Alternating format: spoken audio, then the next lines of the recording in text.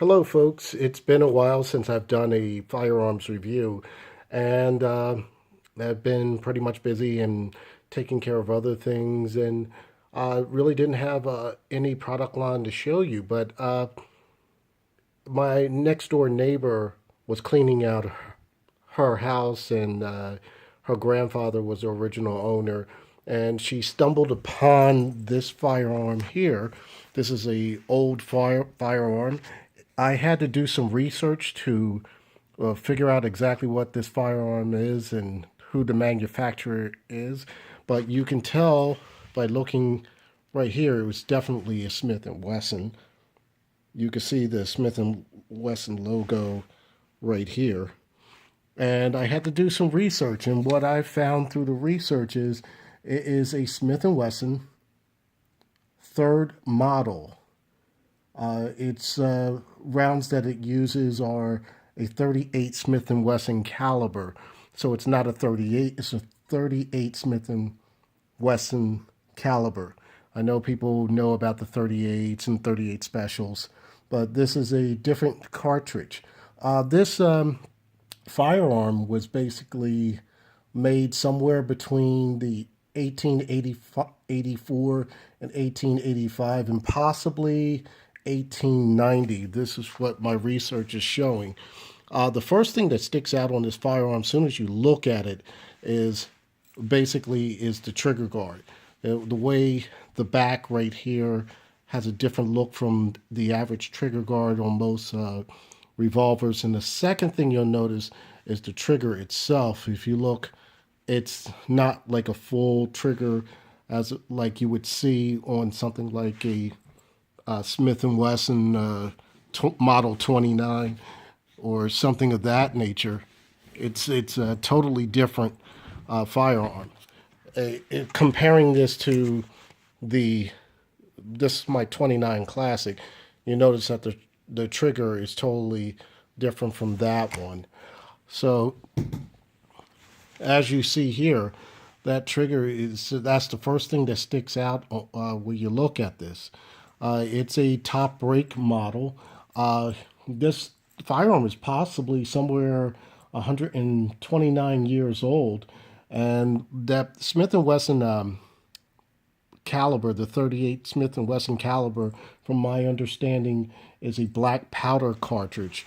I'm not familiar with black powder cartridges, but I know, I guess to get those particular rounds, you have to be a good hand loader to, or somebody that does that type of loading and whatnot, to have some type of compatibility or to make a round of fire out of this.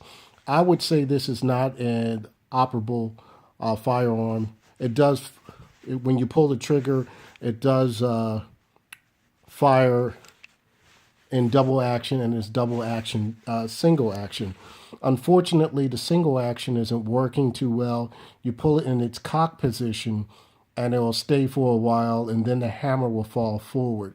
So, unfortunately, this is inoperable. What do you expect for something that might be 129 years old? This had a nickel finish. The nickel finishes, as you originally these were in nickel finish. The nickel is kind of worn off or came off. You can see it around the cylinder, around the barrel, and the underlug under here. And what's interesting about this firearm is it's roughly about a 4-inch barrel with this, but there were different variations of this particular model, the Smith and Wesson third model. There were different variations. There were bigger sizes of this. There were different sizes. The one size that I researched, it was called it was similar to this, but it had a rounded trigger, and it was made sometime during the same period or near the turn of the century. It was the Smith and Wesson third model Frontier, and the Frontier version was the caliber was 4440, and that was made somewhere between 1881 and 1913. during that time period. I'm not an expert on these particular weapons, and like I said, this is all research that I had to do on my own. What's interesting is this design. I guess it was General George Schofield. He loved Smith and Wesson so much that he decided to improve on this model, and he came up with a different version of it. And that's why you hear about, if you watch movies like Tombstone, that's why you hear about the Schofield model. You hear something called the Smith and Wesson Schofield, and that's where you see Wyatt Earp and his brother Virgil. That's what they carried, those particular models of that firearm. I'm gonna try to open this up for you because I've been having a little trouble with this. This is you when you pull this to eject the rounds. I'm going to see if I can do it with one hand. Okay. Usually this is a two-hand operation. I'm using my cell phone as usual. When this comes up, that's supposed to shoot out and come back down. I don't know if you saw that very well. I'm going to try it again. So it's going to go back and it's going to shoot up, which is the extractor, which will extract the rounds out, the empty shell casings, and it will go up and it's supposed to go through. As you see, this firearm has gone through a lot. It's because of its age and everything, it's not in the best condition in the world. And like I said, my neighbor found this and her father's, grandfather's belongings. And as you see here, there's your cylinder that turns up, turns. It's a 5-shot. The only thing that when I was mentioning about George Schofield, he wanted to improve on his design. So as you notice, like I said, this was a two-hand operation where you had to use your two fingers here to release this whole cylinder mechanism right here to reload it. George Schofield wanted to improve on the design.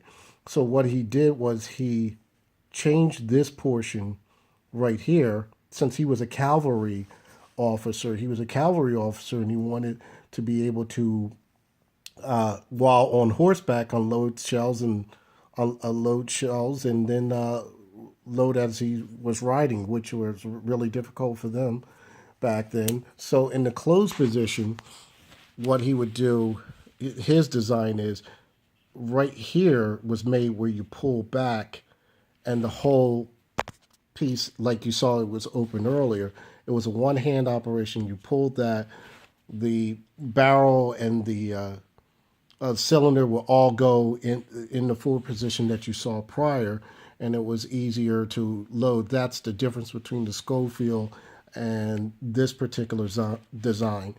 And it's this has been around for a while. I looked up some of the numbers on here.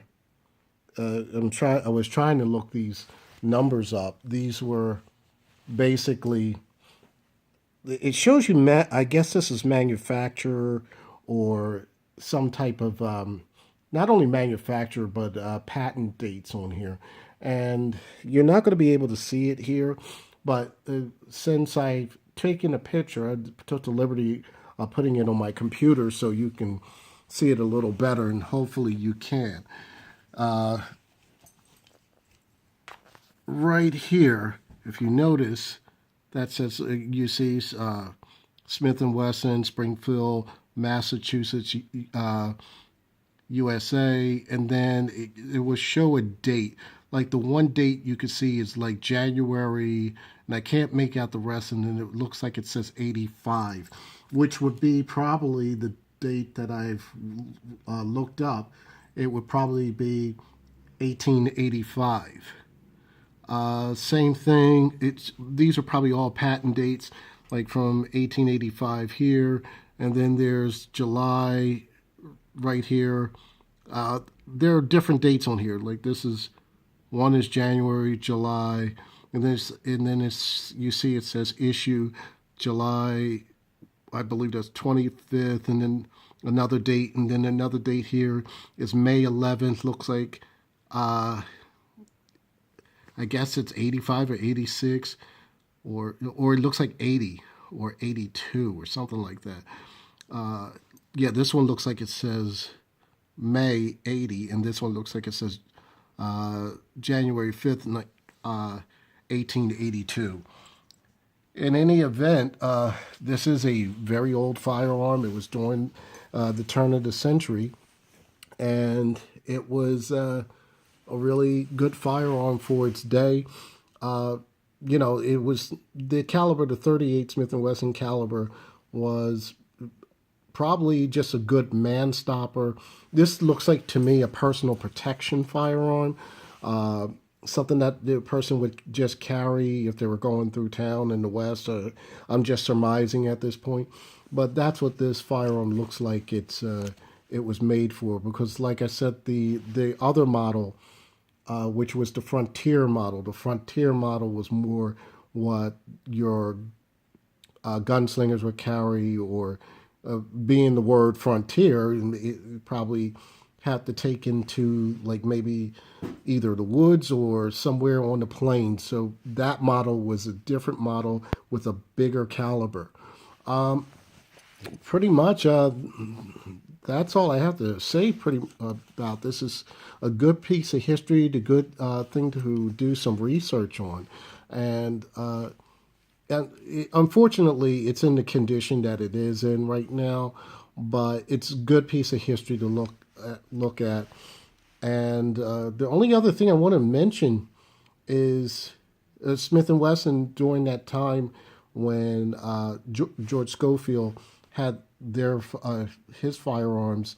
The Smith and Wesson actually imported some of their firearms back in that turn of the century over to Russia, Belgium, and France. And speaking of that, Belgium, Russia, France, and Spain. But speaking of that, there is another firearm that she found. It was this one. I could not find any information on this one.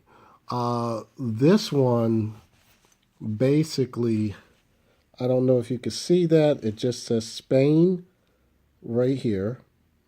And on the other side, there is a picture of a wolf right here. And I've been trying to do some research to figure out where this firearm is from, or what's its origins. To get a better look, again, I put this on my computer. As you see the word Spain right there, and there's pretty much nothing else on here, not even on the handle. Like Smith & Wesson would have their logo or something. Maybe there was a logo here, but it looks like it's rubbed out. It does look like it is something like Smith & Wesson logo. Maybe Smith did make something for Spain.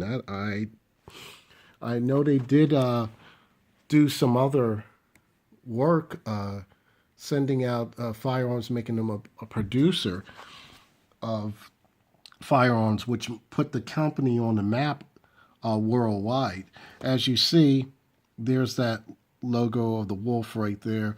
So if anybody can let me know what that is, or what company, it kind of, and it has the same operating features basically like the Smith does. Sorry about that. Like I said, one-handed operation. It still works in the same fashion of the Smith & Wesson number 3. But what I see here with this particular firearm, it has no other information on there except for it's a number 1000 for the serial number, which is interesting. Also, unfortunately, like I said, this was my neighbor's. It's in bad condition, and as you can see, the cylinder just turns at this point. So And closing. The only thing I'm going to say is these are pretty good historic pieces, especially this one has a lot of history. This Smith and Wesson uh, number three, but it's a mystery on that one. So if anybody knows any information, please just let me know or tell me what's going on with that. And at this point, thanks a lot for listening, and take care, folks, and happy shooting.